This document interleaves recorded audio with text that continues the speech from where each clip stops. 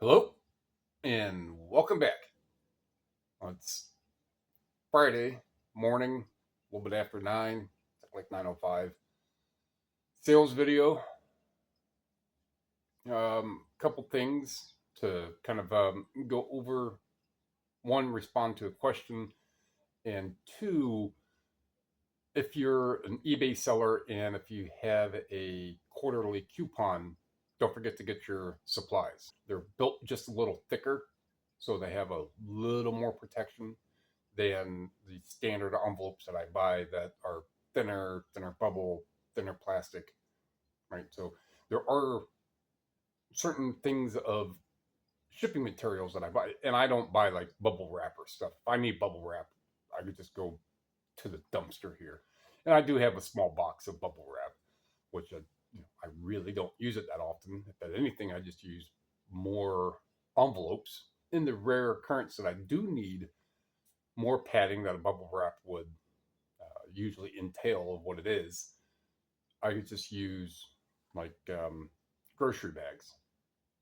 And again, if you get a handful of those and like a line or however you want to make it, and they're very malleable, that'll work better than bubble wrap because when you crush bubble wrap, it's crushed. It doesn't expand back out. When you get a bunch of plastic like that and it crushes, it expands back out. Side note on that. So those are those. The other thing was a question. I don't know if it was specifically from yesterday's video or the vertical video where I went over on how I put my CDs away. I think, yeah, so it was on that video. So it was primarily asking what program, the person, what program I use to input my, I want to say this is, I'm interpreting it the correct way, the question. Which program I use to input the item number for where the item is at. For instance, it could be D1 as in DVD 1, 9, 10, 22, 23 for CDs down here. I don't use any program besides eBay. So we will go with a case in point on this one here. And so is how I answered that question is by, and of course, there we go. The tablet just didn't want to respond. And this thing is probably like 5, 6 years old. And I got it at the store for a couple bucks. So so what we have to do.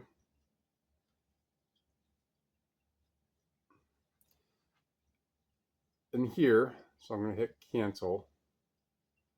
Over here and customize, should be right around here. I'm looking at this backwards. That should be customized. It is customized. And you'll have to click SKU. So you can go in there and you can customize what you want to see. And then anything that's additional or which have they changed that? Yeah, so most of these are going to be the basic ones. I believe the SKU is one that you have to click.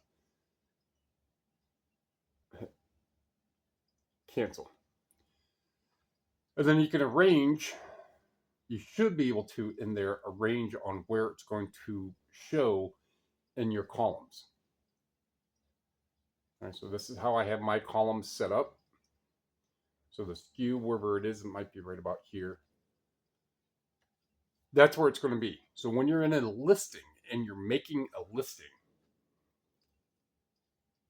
unless it's changed, that's a little hidden cell, hidden tab. I won't say tab, I'm going to go with the cell.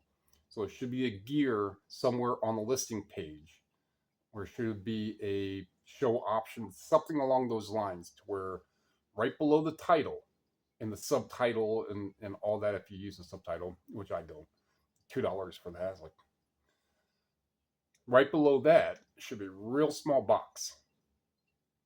And that is where you put the custom SKU, which will align with here. So that is the program I use, is eBay. That's the custom SKU. So if that helps answer that question, if that's exactly what you're asking, which the second way on how it was asked, I think that that's more where I was going with it. But those are two things. Order your stuff and use your custom SKU. Don't use anything in your title, because then you're going to greatly limit on what you can have all the time. So if you have something that you want to use 80 characters and you're using your title for a SKU, that's just going to use more space, more characters. And yay, of course it's acting weird today. Probably have to do a restart. And we'll go with the waiting shipment. So when items come up for shipment, when you look at the item, it's going to be somewhere right about here.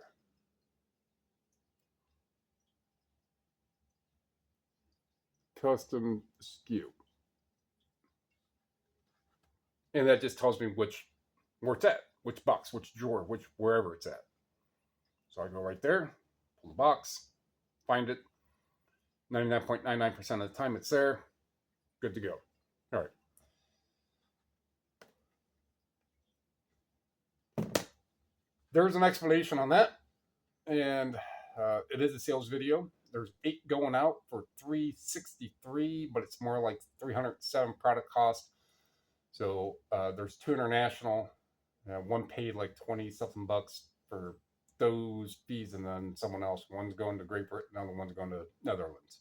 And to see that, when you have a sale and it has the little globe icon, you click not on the buyer, their actual name, but on their eBay name, and you can just click that. You don't have to keep clicking, just once, and it will show, I'm going to guess, the city or the state or the city state. I don't know how it was called way when ago. They were called city states. Actually, before that, they were called polls. And then that's where we get the word poly. And then from there, we get policy in police.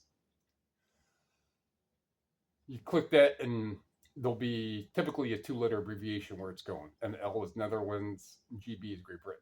Right? So one's going to Netherlands, one's going to Great Britain. It's a great little intro for a little bit of informative stuff before I even get to the sales. So let's get to those. Yeah, so let's find out what's sold.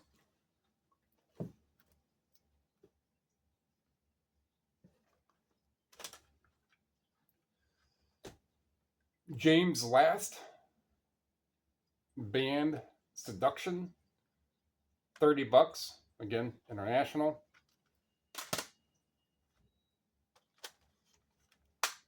These 2 Patty Page CDs, one's a twofer, so it's a 3 CD set. I got these quite a while ago at Lee Road. I want to say it was Lee Road.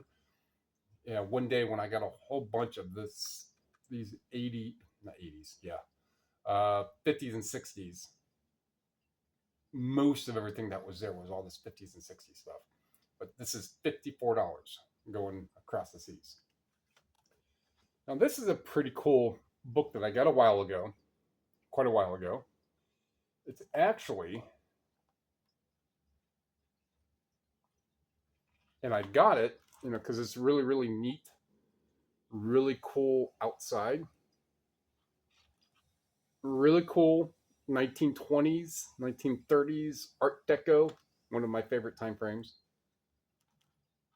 Not that I lived it, but I just like that simplistic design. So you have a lot of cities that still hold a lot of that Art Deco, because you're just a little post the Industrial Revolution and pre no money.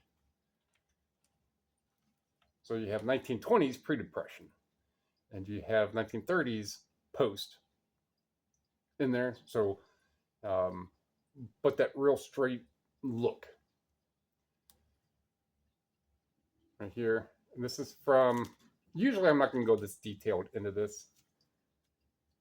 And you can just kind of tell by the font that's used. And this is from Louis Bodnar and Son, which is a funeral home that's still around. They're just not at this location, if I remember right. It's been years since I looked this up. And a poem by John Burroughs. There isn't any in memoriam of. There's nothing really filled out there. Nothing filled out there. But there are a lot of signatures. So what makes me think, so this is most absolutely likely original, but is what makes me think that this is of a newer, I'm going to say probably used in the 50s and 60s, is the varying intensity of the colors of the inks that are used. So there's black and blues that are used, but some of them are varying in quality of intensity of how deep and in depth the color is. So a funeral home, when you're going in for a wake, they're typically not going to have 8 different pens. They'll have 1 or 2 real nice ones, a black and a blue one. Could it be because people are pressing harder? So on. I didn't really see that. So I think that this is probably, is still used. Whoever passed, the family chose to use this old one because that was their generation. That's when why ever they picked it. But it does have those 2 pages filled, and that's about it. So I just thought that was an interesting book. I don't remember what I paid for it, but it did sell for $35. It took a while. I had it listed quite high, just because it is a nice decoration piece.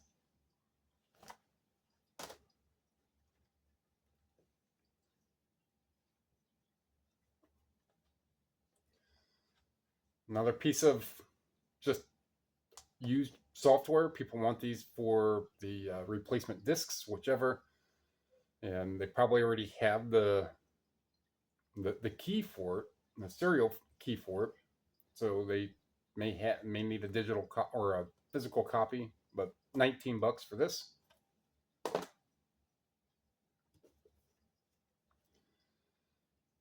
Slavic sorcery book. I've had this for a handful of months. 36.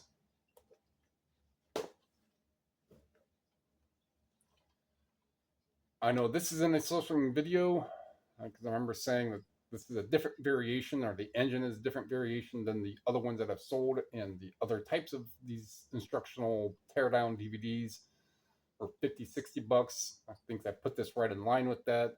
It came down in price once, maybe twice. I've still got $40 for it. And this book, you'd have to refer to a sourcing video. I'd have to look at the date stamp. I looked at it yesterday. I figured I'd remember. Maybe it was January, or maybe it was a month ago. You know what? It was a month ago, May 19th. I got this. And the reason why I got it, and I explained a little in that video, is that it's the visual appeal. It's the visual texture. Right, so if I'm just looking at books and not reading the title, I could see that this is textured completely different than the run-of-the-mill paperback and even the run-of-the-mill hardcover. So I grab it, and then I'm able to kind of see a little more. I'm like, oh, C.S. Lewis. And so Screw Tape Letters. Wasn't that also Narnia? And there's a handful he's known for, right? So this is a very, very, now I remember where I got it. I got it in one of the Avon stores. So I don't put Avon in the title for sourcing, but it would have been at least previous to May 19th. It's in there. I think I probably got a little more for this, and in part because of its absolute condition. And I do remember saying that it's because of this. It's still going to get really good money. So there, those books, I think hardcovers are $1.50. So I paid $1.50 for this, and it sold for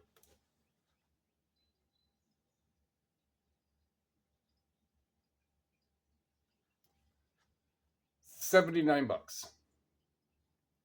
So that was a pretty good sale. It's strange, it's different, and there were a couple other books of this Christian library. This was the only one that had much of any good value to it. The other ones were like $20, and I wasn't going to pick those up for the sell rate that they had. When I just typed this one up, I'm like, oh yeah, this is what I'm going. This is the one I'm going to buy. So it's the visual texture, the visual appeal, visual intrigue is why I pulled this on and looked at it. The other ones weren't quite so visually textured as well. It's just those things when I'm looking at books. Kind of like that Art Deco book. You know, it's just an interesting side bind. And I look at it, I was like, oh, that's a really cool looking front. And I look at the inside, I was like, oh, that's really interesting Art Deco. I can get it just for the Art Deco aspect. I thought it'd sell sooner, but it still sold.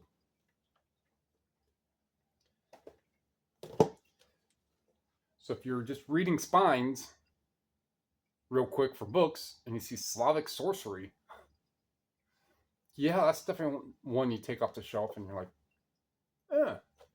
And it has barcode, makes it a little easier, right? Things like that. This is what catch my eye. I'm not scanning everything. It's just the things that catch my eye. For me to look at 400, 500, 600 books on a shelving unit, however the shelving unit's made or whatever it's comprised of, wood, metal, whatever. When you look at that many books, 1 to 3 minutes to go through all of them, because I'm just looking for that stuff that catches my eye. And then there's anywhere from 1 to 15 of those racks, varying. The amount varies in each store. So if I go to Mayfield, and if I'm talking about Mayfield, their book rack is probably 300-400 per shelving unit. So there's maybe 1,000 books there, and it will take me 5 minutes to eyeball. While going through the disc media, the CDs, I'm sifting through my hand. The DVDs, I'm using my eyes as well, and I'm reading most titles with that. Actually, by the time I even read a title, I'm already 5 DVDs down. Oh, that's Forrest Gump, and I'm already 5 more down because my eyes have already passed that Forrest Gump and passed all the other common stuff, and now I'm looking for non-repeating, non-common stuff. So, more of an informative video.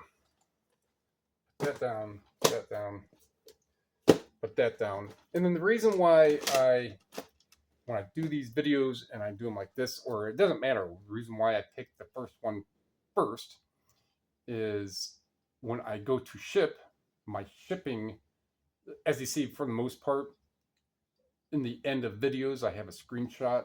So I'm pulling these items as they sold, the latest or the oldest one first. Oldest one first. So I'll take this stack that was just like this. I'll flip it over like that. Go put it down here at the packing table. Pull my envelopes, the ones that I need. Sometimes I have to get up and grab a different one. And these are already in order. Now, I already visually check to make sure that this is the one that's in the picture. This is the one that's going in the envelope. Check that. I had one, this is quite a few months ago, and I remember I don't remember what it was now. However, the spines were fairly similar, completely different artists. They're fairly similar. So I picked one, and I brought it up, and the guy's like, hey, you sent me the wrong one. He sent me a picture of that one, and it coincided with the picture that I used in the video. But it didn't coincide with what they bought. So it's one in a handful of months. So that's one that I did not double check. So it's just those little things that may get through every once in a while. It was only like a $14 CD. I'm like, there you go, full refund, man. Keep it. That I'll refund. That's 100% my fault. So that's going to wrap that one up. It's again like 380 something, 307 product cost received. A couple more hours until the day ends, really. I do have to contact the USPS, go down there. So I sent something out, Smart Post or Ground Economy, FedEx. And it was at that $80, $90 router. And it shows that it was last scanned in Colorado. I really think that eBay needs to make it as soon as it gets out of the local scan, then it should be up to the buyer to file the claim. I was like, I did my part. The shipping, whomever here did their part. It got lost somewhere on a whole other end. It shouldn't be on me to do all this. So I contact FedEx, and FedEx is like, oh, well, you can't file a claim because you're not the business who bought the shipping label. Like, I am the business who bought the shipping label. So I get FedEx on the phone, and they say, well, the shipping label was bought through eBay. It's like, yeah, I'm a seller. Well, we don't deal with sellers. This is what I got on the phone. We don't deal with sellers on eBay. We deal with eBay themselves. That's true. eBay does ship stuff, their own stuff, but they use that. So now I'm trying to find on how I can see the USPS tracking on a label that's FedEx Smart Post. And that tracking number, that's the only tracking number that shows up. It doesn't show up USPS. I can't go to print this label again. I can't go into any sort of packing details. There's nothing I can go and see what that one is, because I got a feeling that this guy, he knows that if there's no final tracking showing, he can make this claim and get a free item, which then, I'll have to refund him. Then I eventually get refunded the cost, the shipping cost, and what the item sold for, and then refund, right? So that helps me a little, but it doesn't because it's a PETA. So I'm going to go stop down to USPS and talk to them, be like, how am I going to file a claim? If this item was scanned in Akron distribution center using a USPS tracking number that I can't see, can you find out what that is and then tell me that tracking number so I can see if it was actually delivered? Because if it was actually delivered and he's trying to make a claim that he didn't get it, then that's something I bring up to eBay, and they go from there if they want to. If you like what you heard, like what you saw, like what you learned, tell me anything going up, or so make a comment going below. Sub, share, those are free.